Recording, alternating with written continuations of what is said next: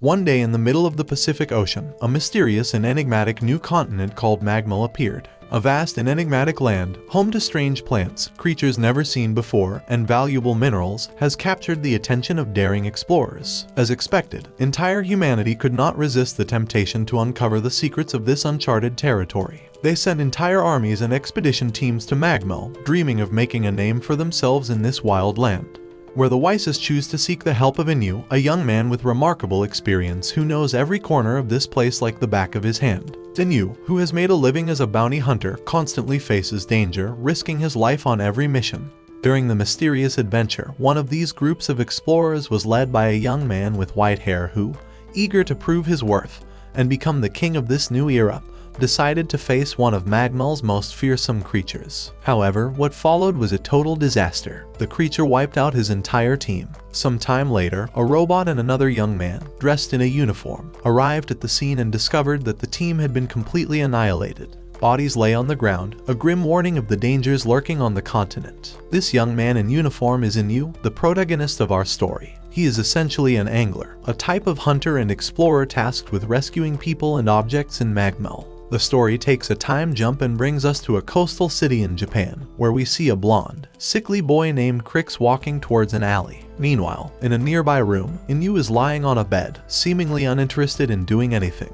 His apprentice, Zero, a girl of his age, interrupts him to make him get up, insisting that it's a beautiful sunny day. Inu, always with a pessimistic attitude, responds that more people die on sunny days than on rainy ones. Frustrated, Zero walks away. The sick boy, weak from his illness, arrives at Inu's door and rings the bell, and is greeted by Zero. The boy tries to ask for a favor but faints due to his weakened condition. Later, when he wakes up, he finds himself face to face with Inu. Crix apologizes for what happened and introduces himself, asking for Inu's help to rescue his brother in Magmal. In return, he offers all the money he has, but Inu refuses, arguing that it isn't enough for such a dangerous mission. However, after hearing Crix's story, who suffers from a terminal illness and has lived with the hope that his brother will save him, Inu agrees to take on the mission. Crix explains that his parents and older brother went to Magmal in search of a mysterious fruit known as the Tear of Epona, a mythical object said to be able to cure any illness. His brother promised him that they would one day travel to the continent together, but things didn't go as planned.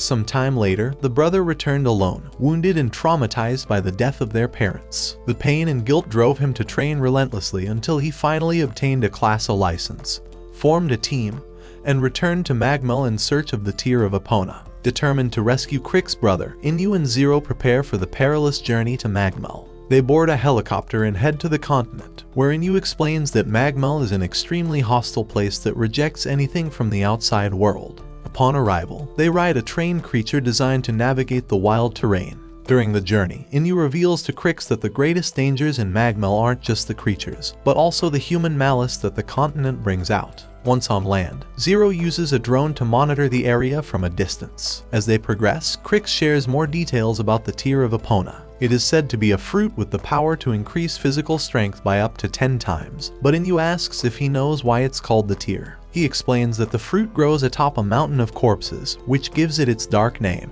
As they move forward, Crix, exhausted by his illness, collapses to his knees and requests a break. Always attentive, Zero offers him a fruit that helps improve his mobility. Suddenly, they come across a man trapped in a deadly snare with a large insect on his head. Moved, Crix asks Inu to save him, but Inu explains that it's already too late. After throwing a stone, enormous centipedes emerge from the ground, revealing the deadly trap.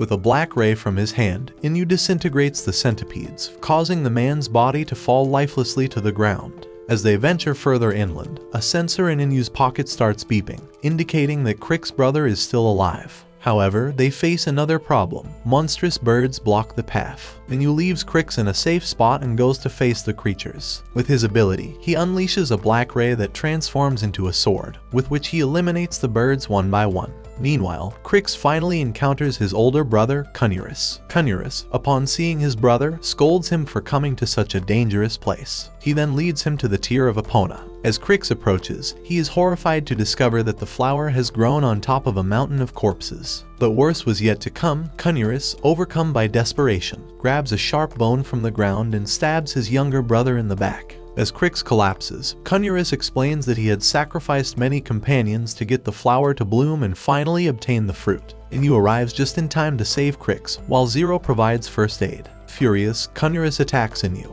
but he ignores him, asking whether he truly killed their parents and friends for the tear. Cunurus, laughing, admits that even if he obtained the fruit, Crix's illness wouldn't be cured. The fruit wouldn't save someone who was already so close to death. Despite everything, Inu had decided to save Crix, even knowing his body was weak. But Zero confirms that Crix is too injured and beyond saving.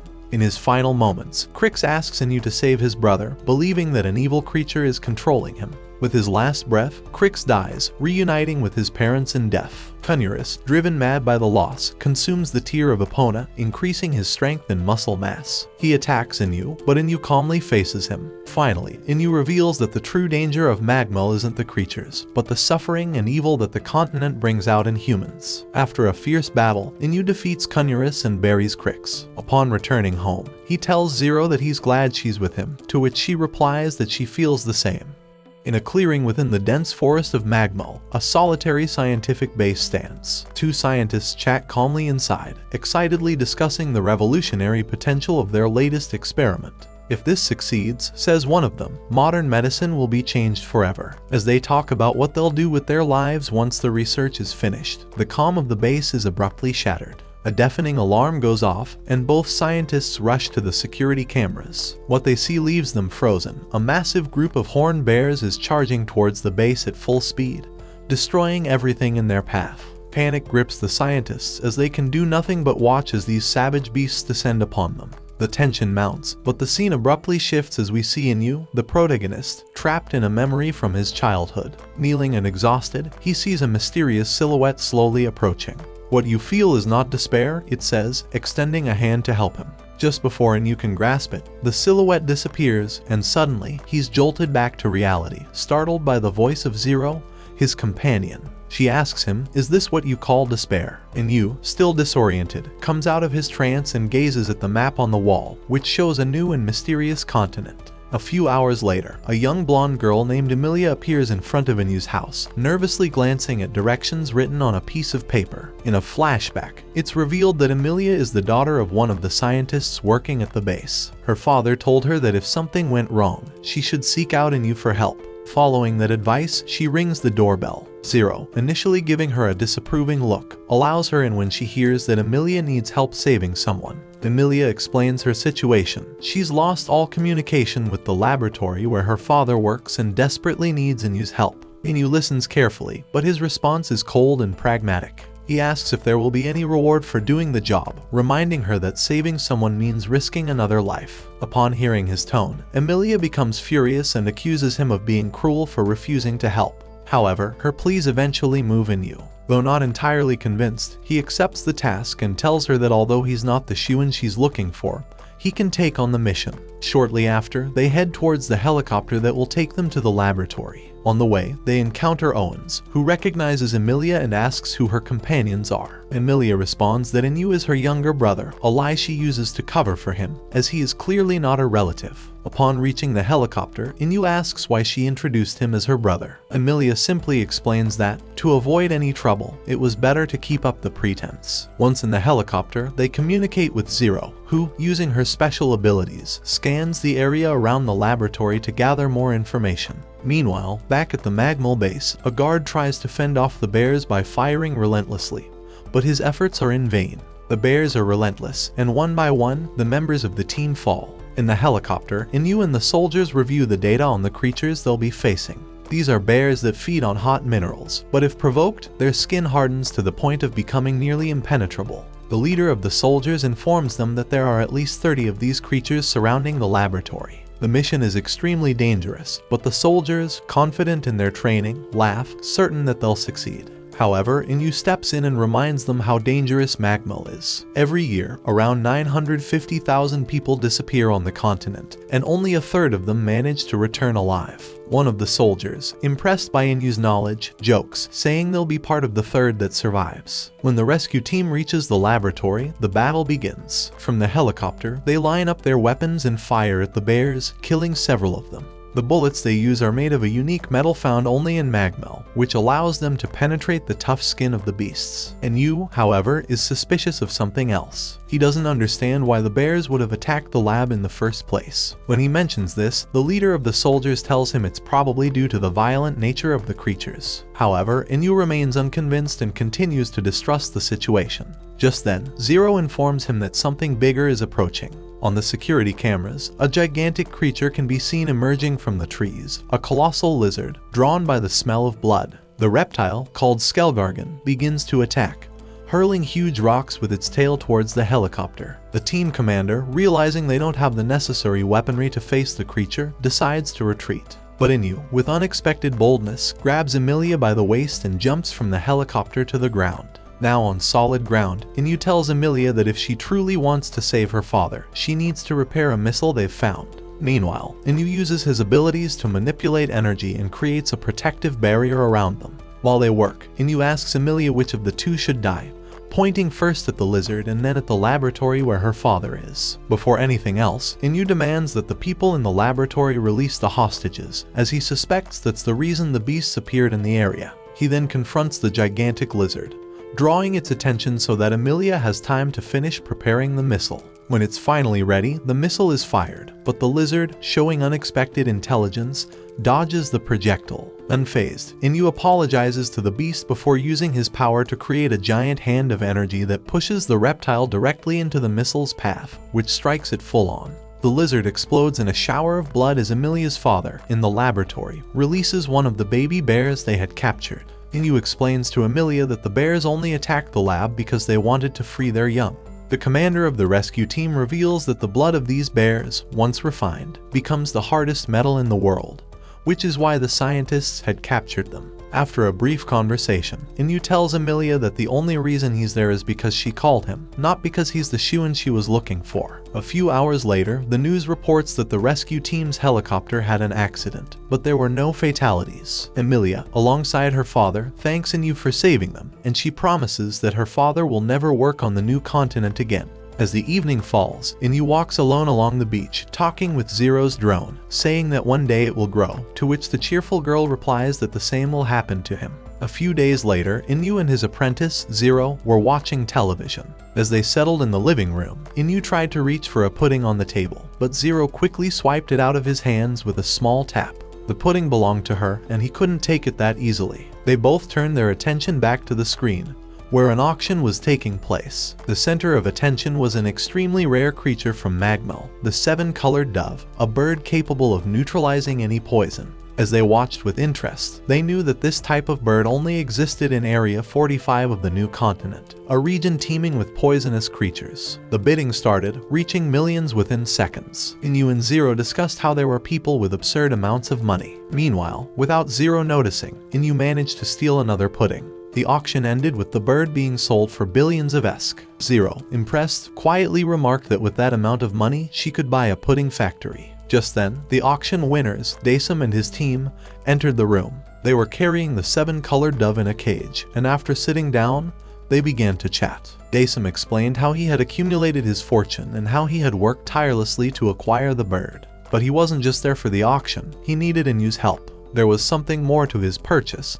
He was seeking to find his friends in District 45, an extremely dangerous area. Inu, with a serious look, warned him that it was likely his friends were no longer alive, given how perilous the region was. Poisonous creatures dominated the area, and anyone venturing in without preparation was at great risk. Daesum explained that his friends, Stuart and Stein, were immigrants who had arrived in Magmel 30 years ago, when the continent's incident was still fresh. Life in Magmel was tough, and the bonds between those who lived there were strong. They relied on each other to survive. Daesum, Stuart, and Stein shared adventures, faced dangerous creatures, and undertook risky challenges, such as making native insects fight one another, creating their own entertainment in such a hostile place. After hearing the story and discussing with Zero the nature of those practices, Inu asked Daesum if his friends had been poisoned. Daesum nodded sadly, explaining that only he had managed to escape. Terrified, he never told anyone what had happened, and when the immigration plan failed, everyone had to leave the new continent. Since then, he lost contact with Stuart and Stein's families. Determined to find them, Daesum worked tirelessly until he could buy the bird, hoping that it could save his friends since it neutralizes any poison if they were still alive. Inyu tried to make him understand that it was unlikely his friends would still be alive after so much time. But Daesum was determined to uncover the truth. He offered Inyu any amount of money he wanted for his help, and finally Inyu accepted the mission. However, he added one condition. Daesum needed to dress appropriately for the extreme conditions of District 45. Zero took charge of preparing everything. Once in Magmel, Daesum couldn't help but feel a deep melancholy upon returning to the land where he grew up. As they walked, he shared his thoughts with Inyu, highlighting the importance of helping others. Though Inyu reminded him that, for him, if there was no money involved, there was no reason to help, making it clear that anyone could do that job, but very few were willing to take the risk without a good reward. As they talked, Zero's drone detected signs of creatures up ahead. Although the device couldn't clearly capture their silhouettes, they continued moving forward until they reached an open area. The atmosphere was peaceful and beautiful, with flowers everywhere. However, Inyu, always on alert, suspected that these flowers weren't what they seemed. Suddenly, vines shot out from the ground, trying to ensnare him. Inyu swiftly summoned his black lightning, transforming it into a machine gun, and began firing repeatedly at the creatures. A flying insect, hidden among the flowers, launched an attack, but Inyu easily dodged its venom.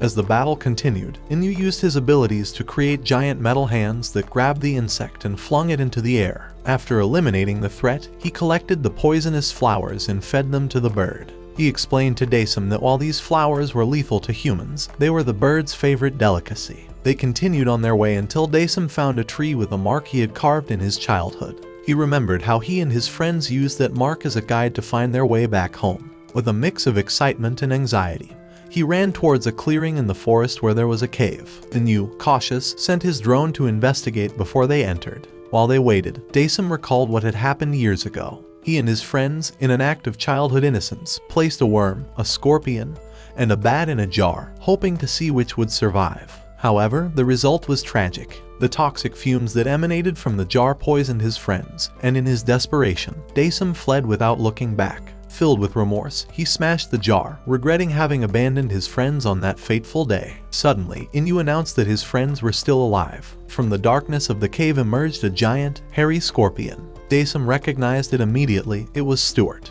The scorpion, now a monstrous creature, attacked him mercilessly, but Daesum and Inyu managed to dodge it. At that moment, a huge bat appeared in the cave, and upon seeing it, Daesum noticed the glasses his friend Stein used to wear. Both friends, now monsters, didn't seem to recognize him. Inyu was ready to eliminate them, but Daesum stopped him. Desperate, Daesum thought the bird might be able to cure the poison in his friends and restore their humanity. He ran towards the bird's cage as the monsters fought each other. Inyu saw no other option but to attack them, but Daesum stood in his way. Looking into the eyes of his former friends, he began to cry, regretful for having abandoned them. To his surprise, the creatures recognized him, and Daesum felt a wave of relief. He asked Inyu if the bird could remove the poison from his friends, but Inyu warned him that although it could save them from the poison, it would also kill them, as their new forms depended on the poison for survival. Despite everything, Daesum chose not to act. He knew that although his friends had changed, they were still Stuart and Stein, and he decided to set them free. Inyu and his companion decided to visit the local market. As they strolled through the colorful stalls, the girl noticed a super sweet treat that looked delicious and piqued her curiosity. Wanting to try it, Inyu, ever cautious and calculating, suggested she only try half and set a limit of 30 esk for the purchase. Though the recommendation made sense, the girl felt annoyed. As to her, Inyu was being overly stingy. Approaching the vendor, she discovered the delicacy was priced at 40 esk. Confident, she offered him 30, convinced she could find a solution.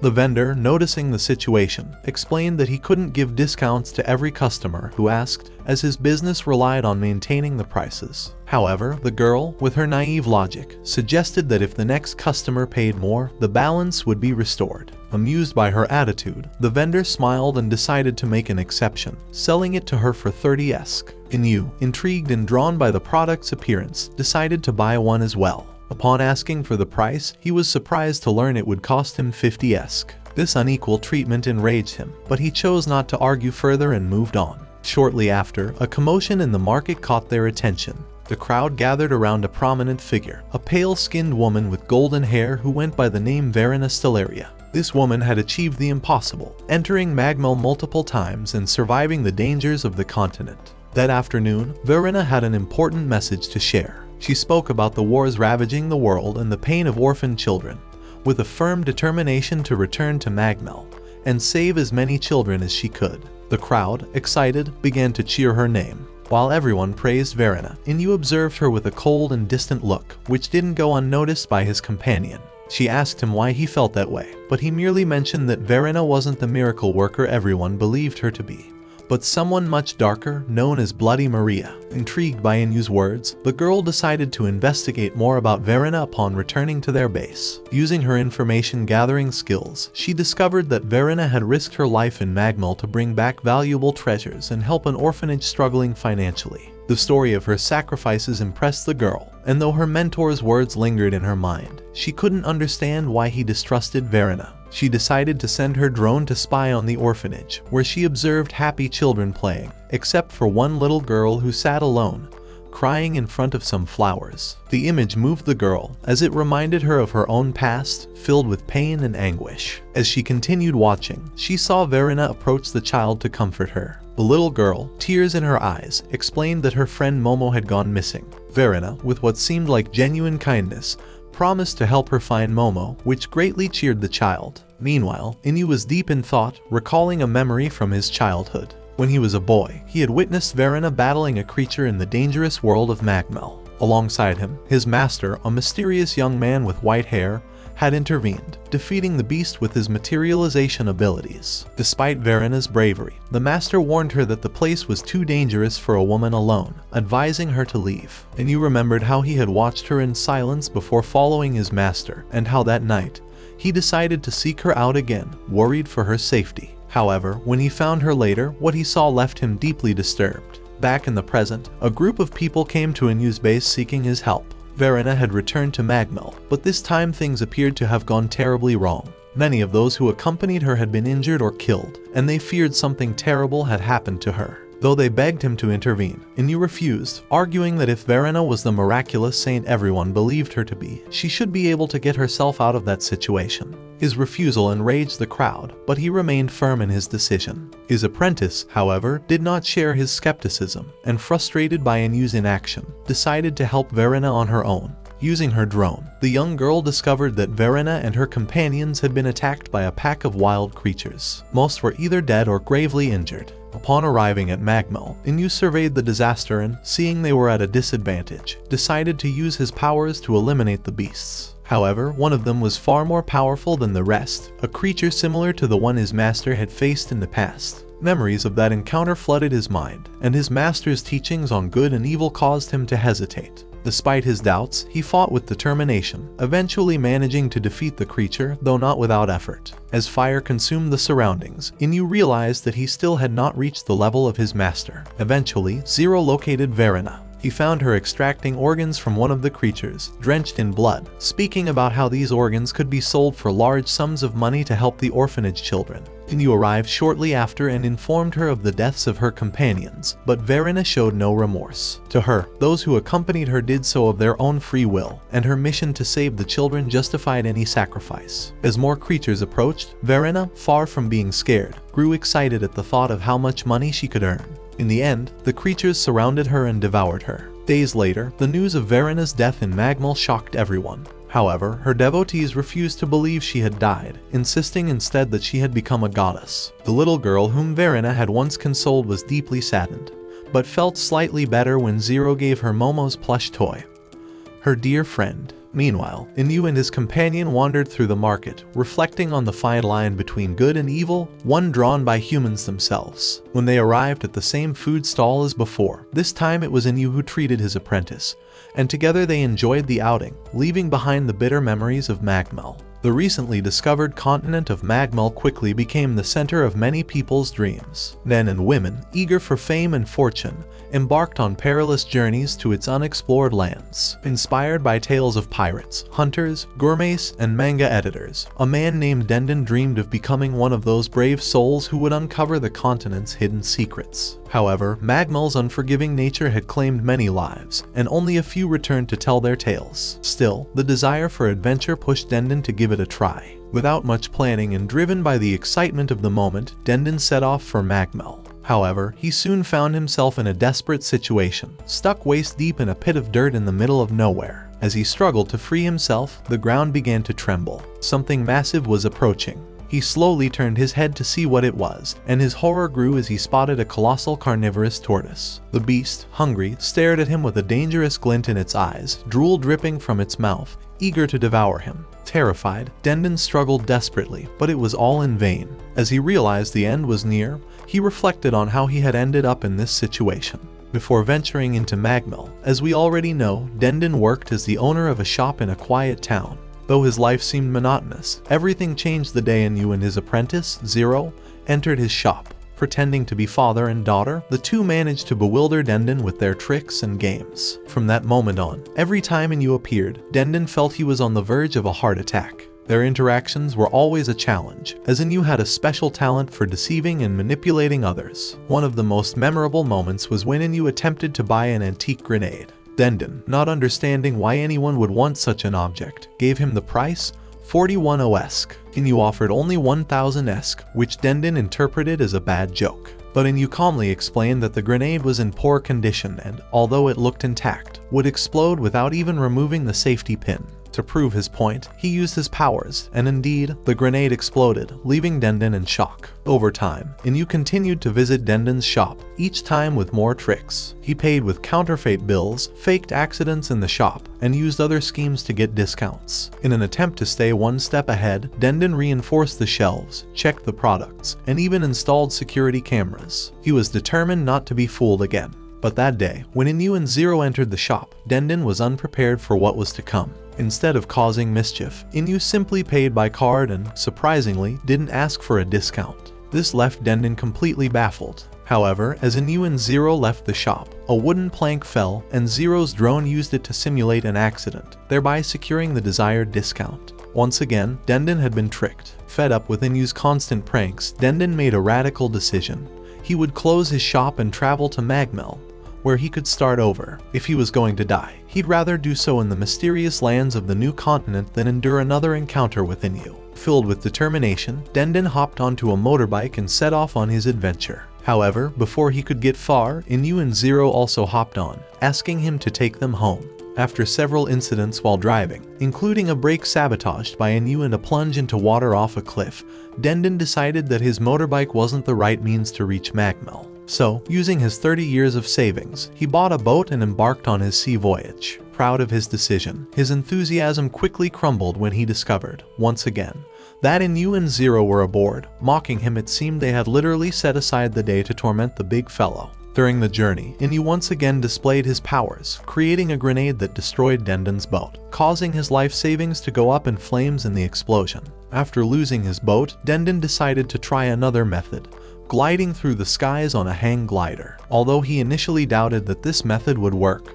he had no other choice. He launched himself into the air, determined not to give up, but soon realized that he didn't know which direction Magmel was. In the midst of his confusion, Inu appeared flying alongside him, using Zero's drone. As expected, Inu intervened again, creating a giant fan that launched Dendon even higher, resulting in yet another crash landing. This time into a lorry full of pigs headed for Magmel. And so, surrounded by pigs, Dendon finally reached Magmel. What seemed like the end of his long and accident-filled journey brought him back to the beginning of the story, stuck waist deep in dirt, with a giant tortoise about to devour him. As he awaited his impending doom, he realized that the tortoise had patiently listened to his entire story before proceeding to eat him. But just at the last moment, Inu appeared, saving his life. Despite everything he had been through, Dendon felt relieved not to be eaten, though he might have preferred that over seeing the faces of these troublesome duo once again. On a seemingly peaceful day, Inu was watching a large screen that was showing images of a cat playing around. While his eyes were fixed on the screen, his mind wandered to memories of his childhood with Shu-In, his master. The image of a large wooden house perched in an old tree appeared in his memory, a refuge where he had spent important moments under Shu-In's guidance. Beside him, Zero was following the show with excitement. Every movement of the cats on the screen seemed adorable to her, and a broad smile lit up her face. Ideas began to flow in her mind, and soon she came to a conclusion. She wanted to adopt a cat. Unable to hold back, she asked Inu if they could have one. But the answer came coldly, and Inu flatly refused. Surprised by his reaction, Zero insisted on knowing why. Inyu firmly confessed that he hated cats. Zero was stunned. In her mind, it was impossible to hate cats, creatures she considered harmless and charming. She even told Inyu how many people relieve their stress by watching cat videos online. However, Inyu explained that behind those adorable videos was a conspiracy, a dark force using cats to weaken people's fighting instincts. Zero couldn't help but laugh at such an idea,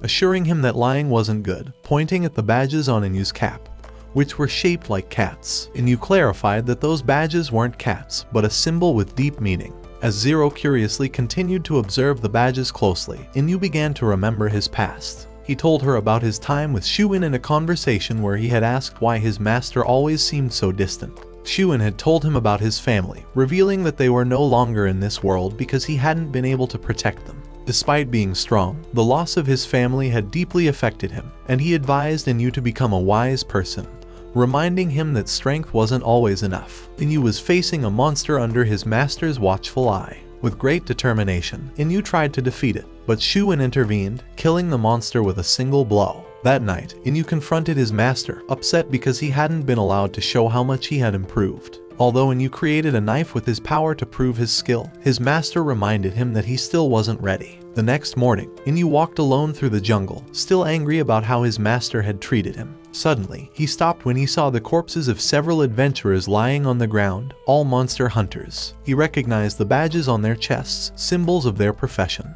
As he inspected the area, a small sound caught his attention, and he found a small cat-like creature. Although the animal seemed frightened, Inyu managed to calm it down, and the creature approached him with trust. From the top of a tree, Shuin watched the scene. Inyu decided to keep the small animal, and upon returning home, he named it Toto. The creature, grateful, curled up on Inyu's lap, and with a smile on his face, Inyu began carving a badge shaped like a cat. During the process, Inyu accidentally cut himself with the knife, and seeing the blood, his master intervened, completing the carving. As time went on, Toto became an important part of Inyu's life. Though it wasn't a typical pet, it always accompanied him everywhere. Inyu trained it to do simple tricks, like chasing sticks, though it didn't always go as planned. Despite the challenges, their bond grew stronger, and his master, ever watchful, never stopped keeping an eye on the small cat. However, one day, while they were walking through the jungle, Inyu heard cries for help. He found a man trapped in a bear trap, badly injured. Inyu approached to help him, but he suspected the man's intentions,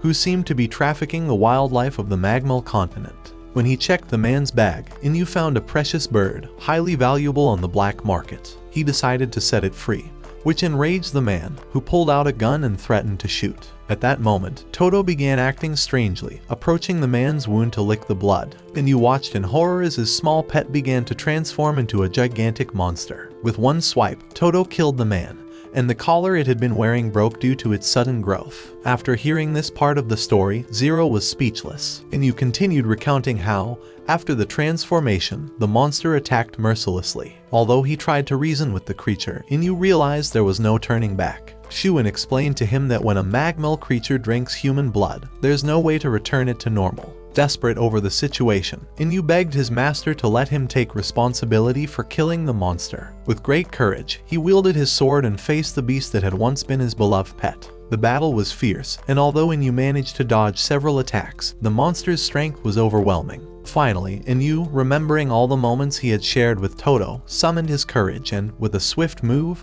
defeated it. Hours later, after burying the creature's enormous body, Shuin approached his student and handed him the badge Toto had worn on its collar, assuring him that he had acted correctly and that what had happened wasn't his fault. Inyu remained silent, recalling everything he had gone through with his little pet. At the end of the story, both Inyu and Zero were lost in thought. Deeply moved, his apprentice understood why Inyu hesitated to have another pet. Although saddened by the story, before she could say anything, they were interrupted by a customer. It was a little girl, crying inconsolably because her pet had disappeared. Seeing the girl's distress, Inyu promised they would find her cat, reassuring her. Though the girl finally told him it wasn't a cat, but a dog. Well, the drawing wasn't very good, it must be said. As Emilia and Owen soar over the vast continent of Magmal aboard their imposing ship, they approach a treacherous zone known as the Octagon of Evil. This area has a notorious reputation, with countless aircraft mysteriously crashing there. Despite the warnings, Owen feels confident. After all, they are piloting the most durable and advanced helicopter in the world, constructed from rare minerals extracted from Magmal itself.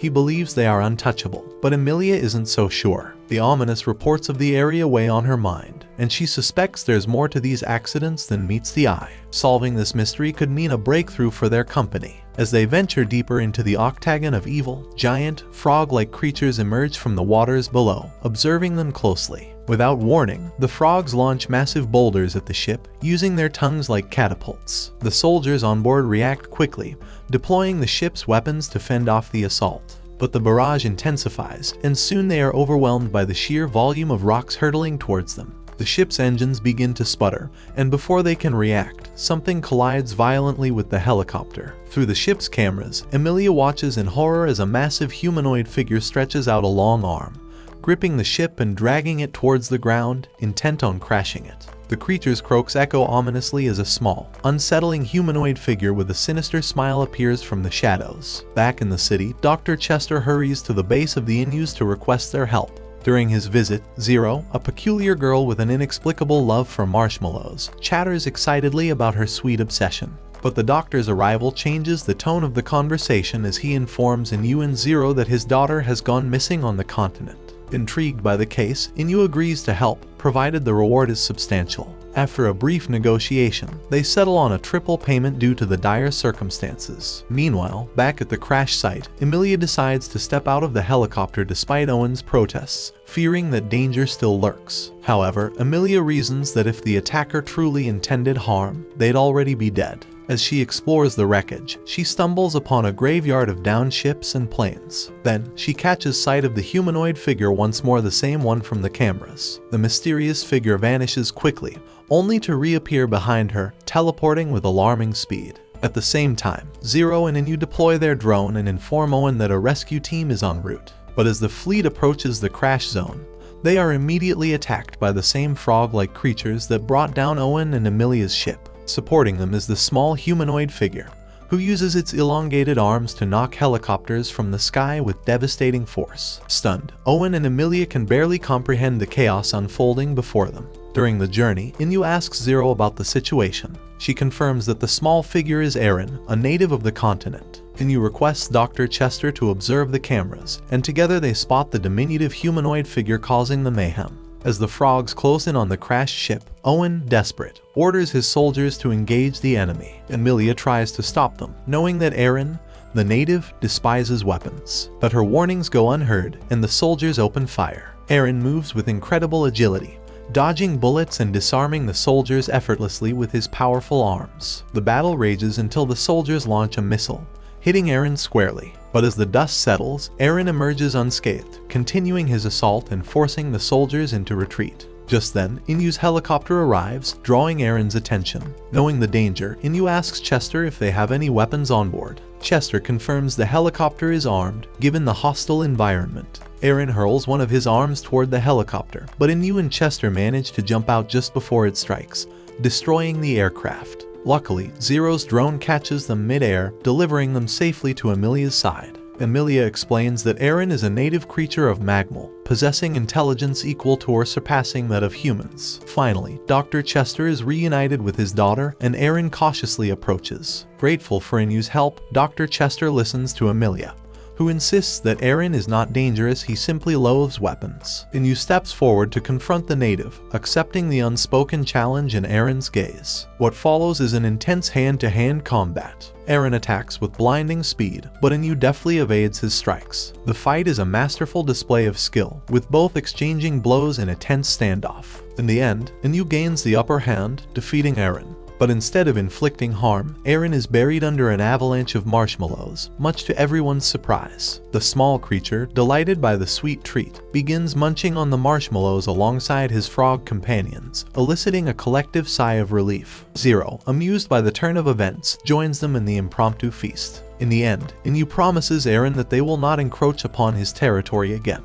Satisfied with the newfound peace, Aaron agrees to leave them alone. Dr. Chester, deeply thankful for Inu's assistance, apologizes for the trouble and offers a reward. Ever pragmatic, Inu requests a new helicopter and something other than marshmallows, prompting laughter all around as the frogs croak in approval. Days after their initial adventures, Inu and Zero found themselves in the mysterious territory of Magmal, gathering food. The task was routine, until Zero unknowingly picked up a dangerous Z jellyfish. Inu, with his usual calm demeanor, warned her that the creature was deadly if consumed, causing her to drop it immediately, terrified by the possibility of being poisoned. Tension quickly arose as Zero accused him of being responsible for their current situation, having squandered their money. As they continued their search, Inu noticed a bright light deep within the forest and, curious, decided to investigate. Following the light, they arrived at an abandoned, ruined village. Zero couldn't help but comment on how eerie the place was, and her thoughts wandered to the idea of ghosts. Without a second thought, she sent her drone to explore the surroundings. Meanwhile, hidden among the foliage, a man armed with a rifle took aim at Inu, capturing him shortly afterwards. The young man was taken to what appeared to be an old cafe, where the man, known as Taboo, tied him up and remained silent while filling boxes with bullets. The atmosphere was tense. Seeking a semblance of normality, Inu attempted to order a coffee, but this man called Taboo ignored him entirely. After a brief silence, Taboo finally broke his muteness, asking what Inu was doing there. Calmly, the young man explained that they were just looking for food, with no intention of interfering in Taboo's life. Despite the explanation, Taboo pointed his rifle at him again,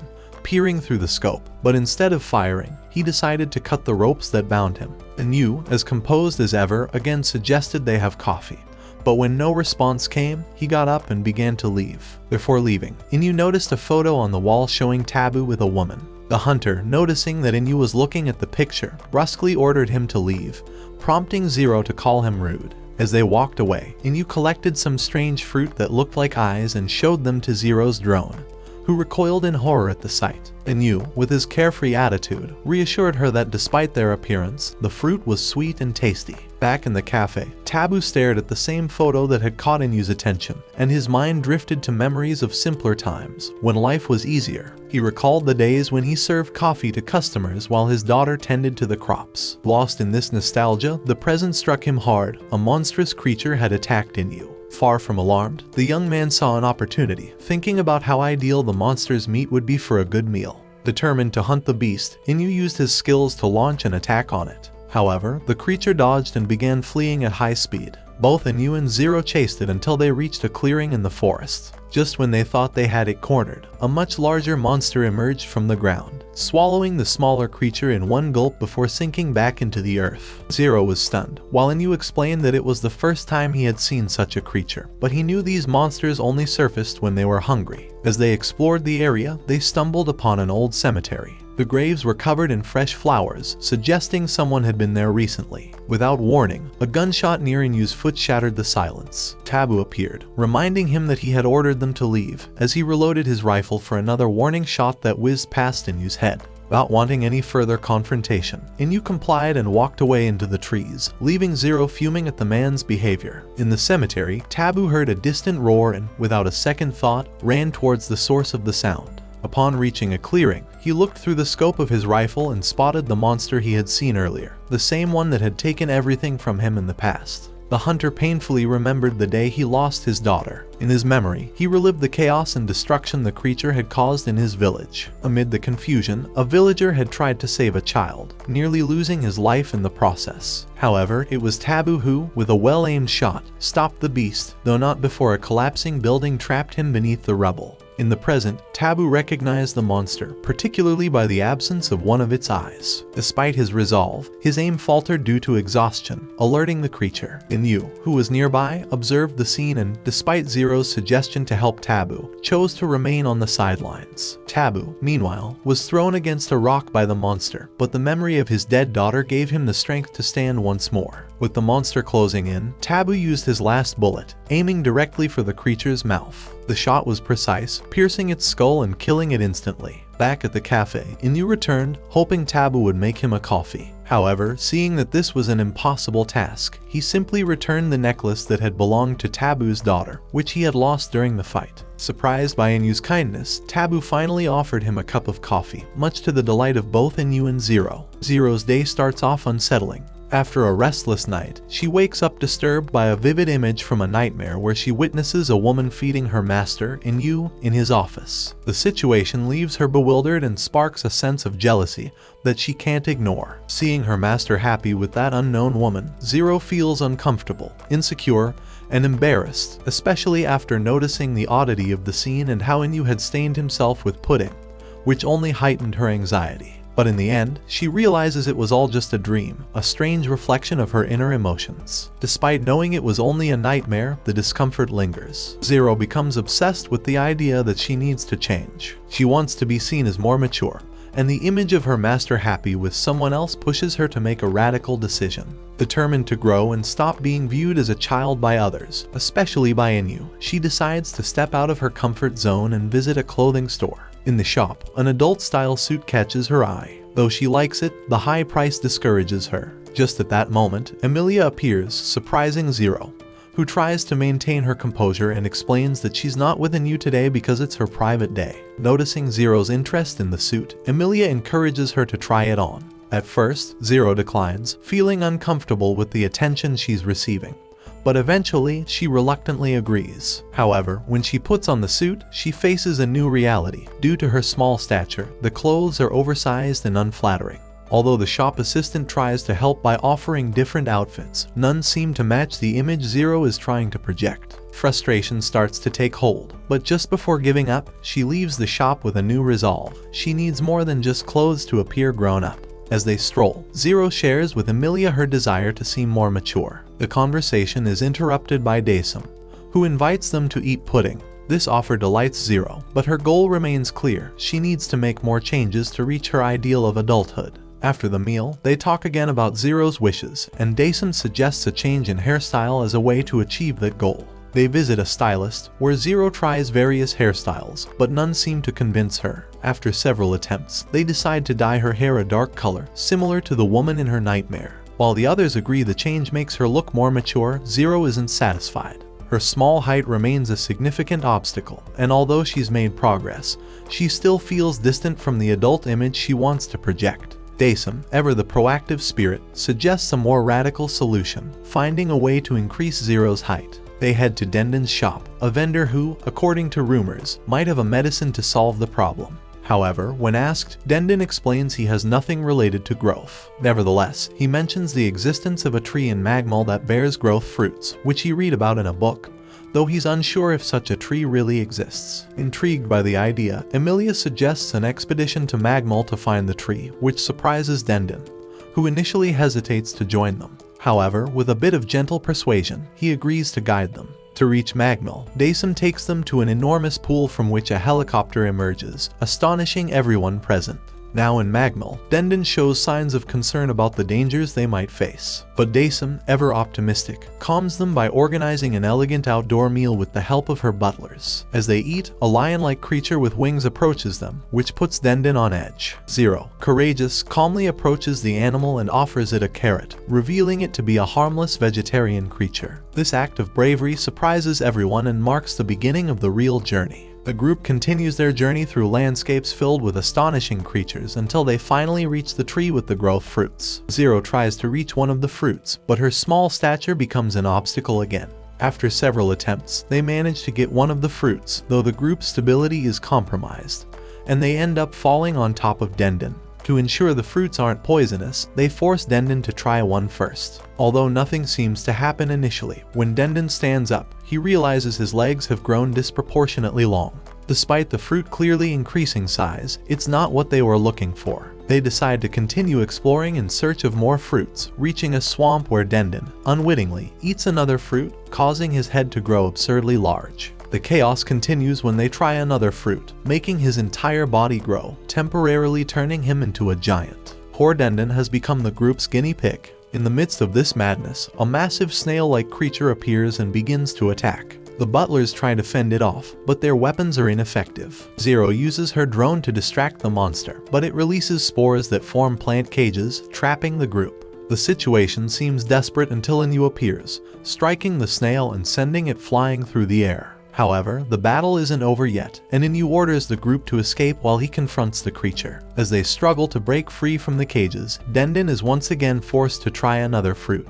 this time with more useful results. He grows just enough to free the group and finally defeats the snail with a colossal kick, seizing the moment to deliver a final blow to the creature. Back home, Zero apologizes to Inu for going to Magmal without informing him. While trying to explain the reason behind their journey, Inyu reveals that the book they based their search on was actually fake. Despite everything, Zero realizes that even though she didn't achieve the adulthood she sought, she had a lot of fun during the adventure and learned valuable lessons about herself. After this, we see Enyu facing a colossal creature in the shape of a dinosaur, using his powers to materialize a sword that gleams with energy. With a single precise strike, he vanquishes the monster. Later, a couple approaches him, thanking him for successfully completing the dangerous mission. Enyu responds with a brief farewell. Upon returning to his apprentice, Zero congratulates him with an admiring smile for his skill, mentioning that they needed the payment from that mission since the fridge only contained tomato sauce. Despite the excitement of their success, Enyu comments that they will have steak for dinner that night, a declaration that surprises Zero,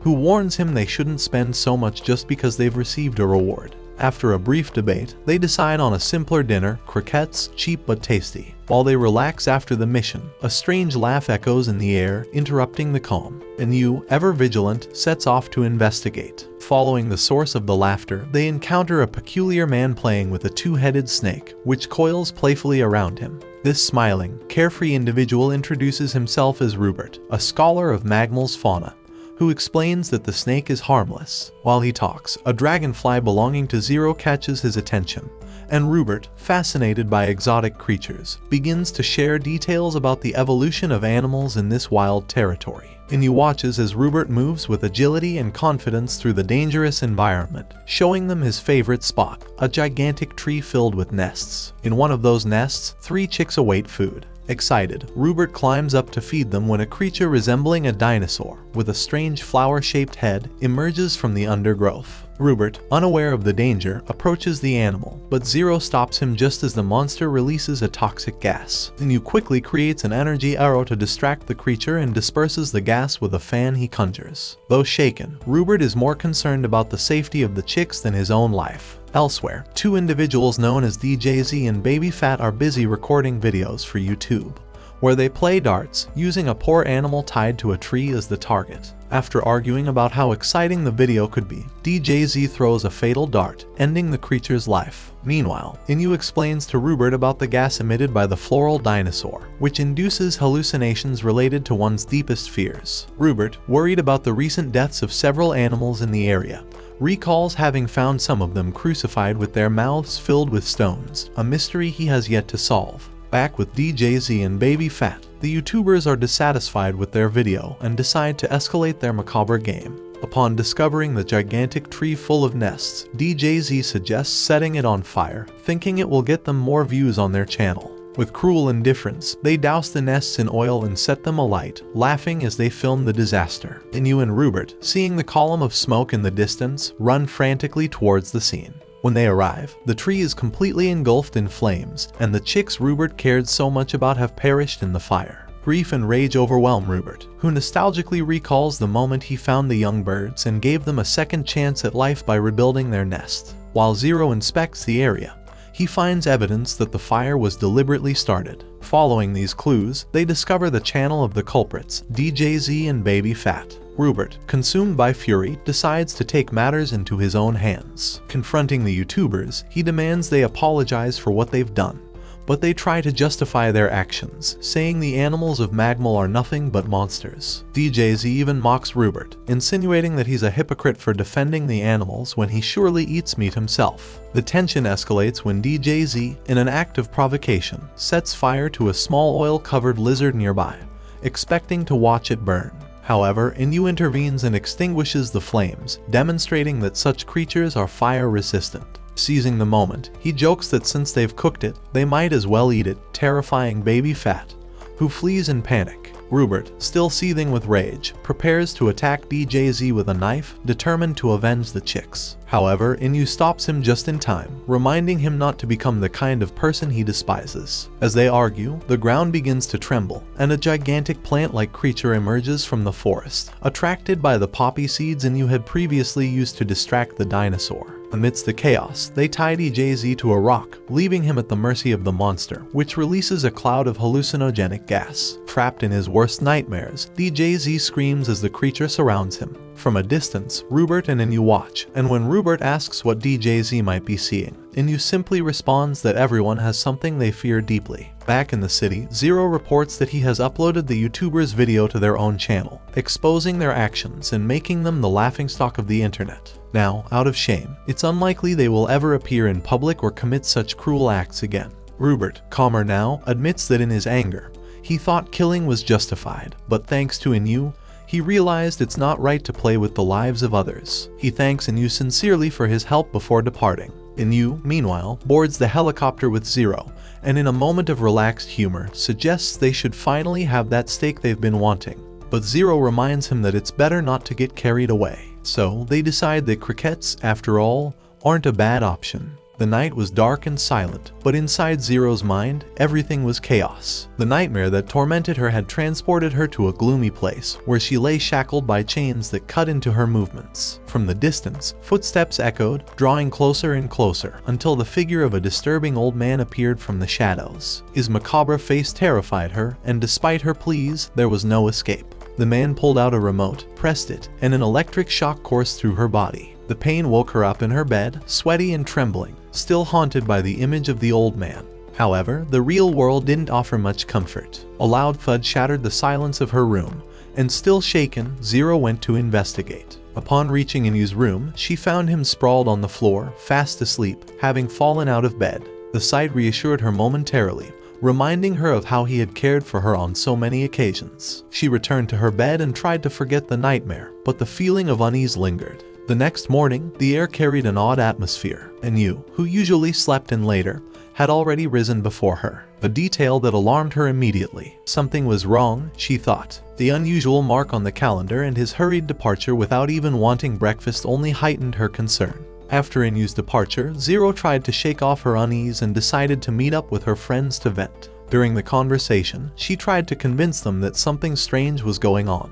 Chester and Amelia didn't see it as particularly odd, but to Zero, it was obvious something was amiss. She recalled the mark on the calendar and how Inu had never explained what it meant. As their discussion unfolded, they mentioned Shuin, an old companion of Inu's, someone Zero had never met, which made her mind drift into dark memories of her past. Those memories enveloped her with a disturbing intensity. She remembered the first time she had seen the old man who had tormented her, his macabre smile, and the cruelty of his methods. The same man who had forced her to hunt down Inu under the threat of torture. But when she finally found him, he didn't respond with violence. Instead, he gently touched her and promised that everything would be all right. That promise had marked a turning point in her life. As she talked with her friends, a shadow loomed over them. From the bar counter, a hooded man watched their every move, relaying the information to Burton, the old man she feared so much. Chaos was about to break loose. Elsewhere in Magmal, Inu had arrived at a wooden house atop a tree, a place he once shared with Shuin. He cleaned the house, trying to clear his mind, but couldn't stop thinking about the promise he had made to his master before his departure, to protect Zero at any cost. His thoughts wandered through those painful moments as he prepared for the imminent conflict. Meanwhile, in the city, the situation grew even darker. Burton had mobilized his hooded henchmen,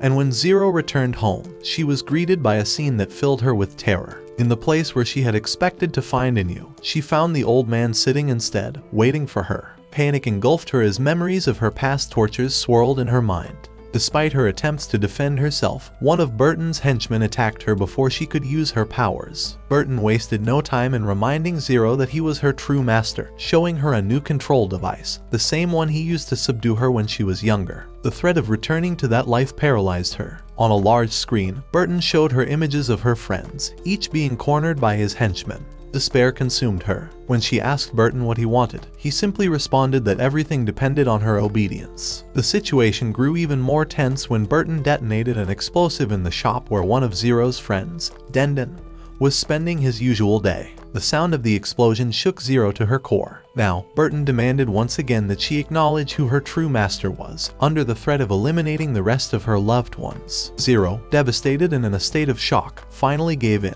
Through tears and with a trembling voice, she recognized Burton as her master. Meanwhile, Inu was heading to the city in his helicopter, completely unaware of the imminent danger threatening his loved ones. Upon arriving, Inu was greeted by a message from Burton, a cruel reminder of how he had once rescued Zero from his clutches in the past. Through the message, Burton showed him how his friends were being killed one by the henchmen who had captured them. Rage and helplessness overwhelmed Inu. He knew that Burton wouldn't stop until he destroyed everything he loved. When the transmission ended, Inu realized he had a hooded man behind him, with an explosive insect attached to his head. The hooded man detonated the explosive, and Burton, watching from a van in the distance, withdrew laughing, satisfied that he had executed his plan, making it clear to Inu that the revenge had only just begun. The base was silent, broken only by the distant hum of machines and the echo of footsteps reverberating through the metallic corridors. Burton, his gaze distant, traced the scar running across his face, a reminder of a past battle. He remembered how Inu had destroyed all his facilities in the past, leaving him with that indelible mark not just on his skin, but on his pride. Now, with his experiment back in the cell, a mix of revenge and obsession consumed him. Inu had not been a mere adversary. He had destroyed Burton's dreams, his plans. Now, everything would fall back into place. Burton sank into dark thoughts, recalling the experiments he had subjected Zero to when she was just a child. He sought to unleash in her a power that only pain could awaken. Over and over again, he resorted to psychological and physical tortures, hoping that suffering would be the catalyst to ignite the latent gift within her. But now, as he activated his device, another shock jolted Zero, leaving her trembling in the cold darkness of her cell. Completely exhausted, she clung to one last hope, her master. Zero, lying on the damp floor, closed her eyes as her body still trembled from the shock. Despite everything, her faith that Inu would come to rescue her remained unshaken. However, a shadow of doubt began to grow inside her. Was he all right? Had he managed to survive the attack? She tried to convince herself that he had, that he was still alive, and that somehow, he would come for her. The silence in her cell was interrupted when a small plate of food slid through a slit in the wall. Peeking through the opening, Zero could see other young prisoners in nearby cells. Their faces were pale, marked by despair. Among them, she recognized Roku, a boy she had seen before. He, angry, looked at her with disdain, claiming that she always received special treatment. Although Zero tried to talk to him, the bitterness in Roku's voice was clear. He had been a latcher, like her, but had lost his powers after being recaptured. Roku explained that after escaping Inu's first attack, they had been captured again,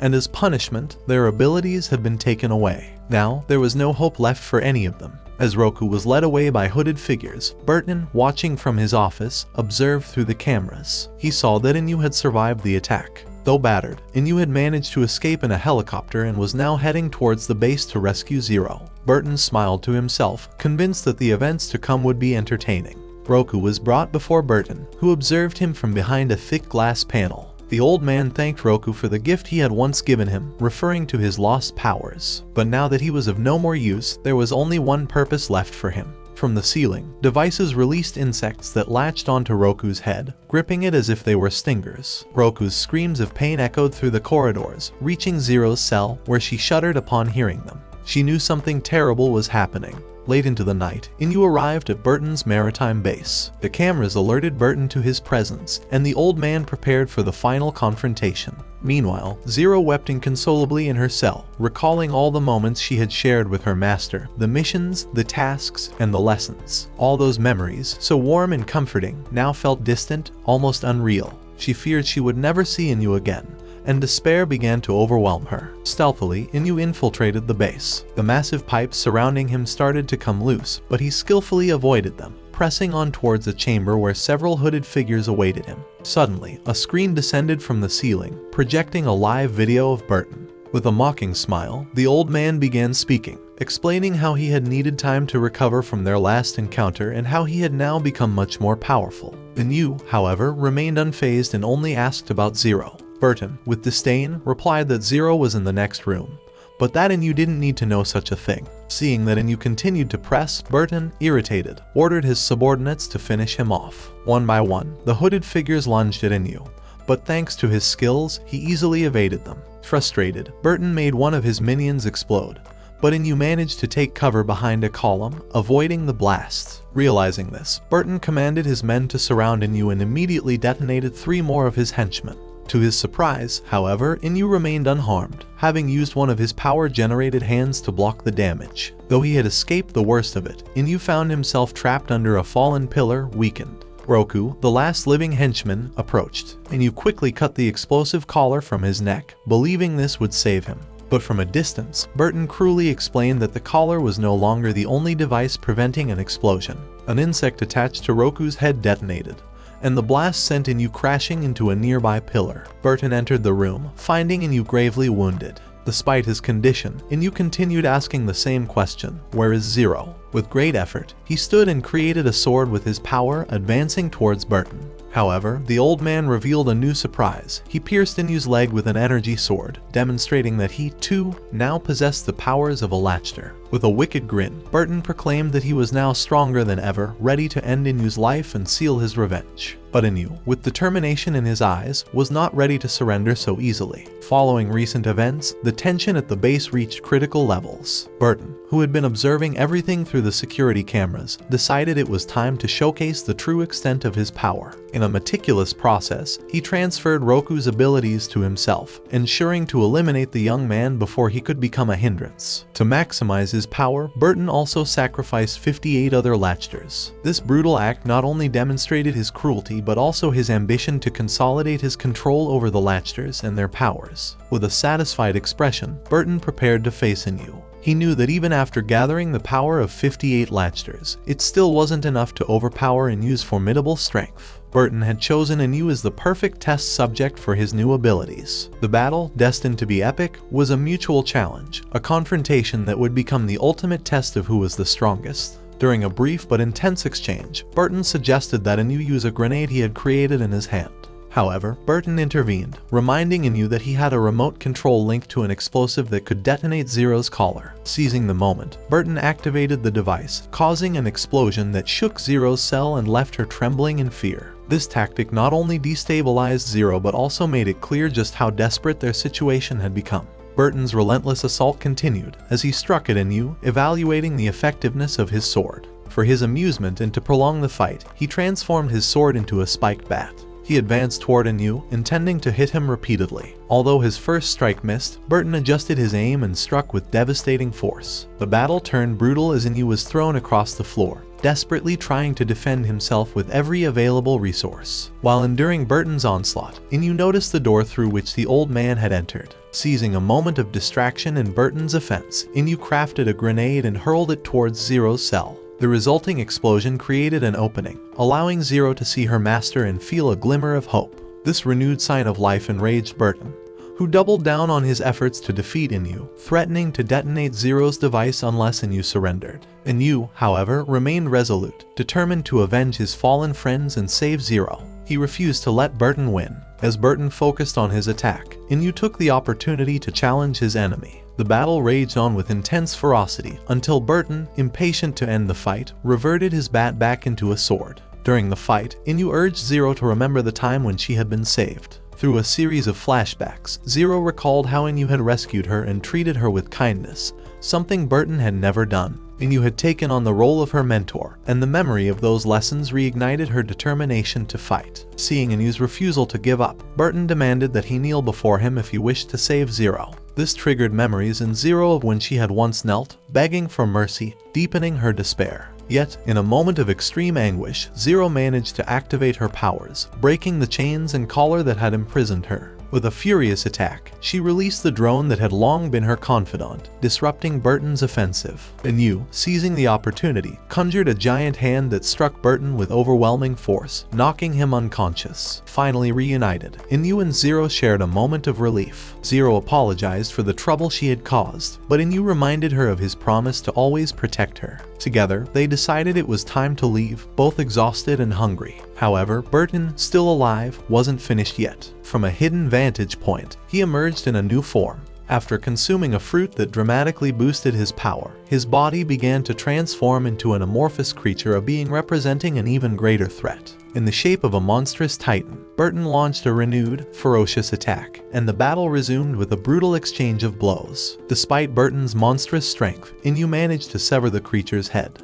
But to their shock, the monster displayed an incredible ability to regenerate, prolonging the fight. As Inu dodged the creature's attacks, he spotted a potential escape route, a massive fan in the ceiling. He instructed Zero to lift him up using the drone, while she prepared to flee the base. As they ascended, the monster pursued them, scaling the walls and launching relentless attacks. The tension was palpable, and it was only through a combined effort that they managed to pass through the fan's blades without getting hurt. The monster, however, wasn't done, and the final battle unfolded in midair. In an epic display of speed, the monster crafted a massive hammer and swung it towards Inu, believing he had finally ended his life. But Inu and Zero were ready for the ultimate challenge. In a combined effort, they managed to defeat the monster, crushing it with gigantic hands and sinking the building beneath the sea in the process. In a small boat, far from the site of the explosion, Inu and Zero were finally safe. As they rested, Inu recalled the promise he had made to Shu-in, and seeing Zero's sadness over the loss of her friends, he comforted her by revealing that Chester, Emilia, and Daisum had survived thanks to the ship's defenses and the limousine's armor. Tabu had found refuge in a shop, and Dendon had survived despite his injuries. Finally, Zero asked Inu where he had been the day before. He explained that he had visited Shu-in's house, a place he cleaned once a year, with a promise that the secrets of the new continent would someday be revealed. Inu invited Zero to stand by his side when that day arrived. And so ends this great anime.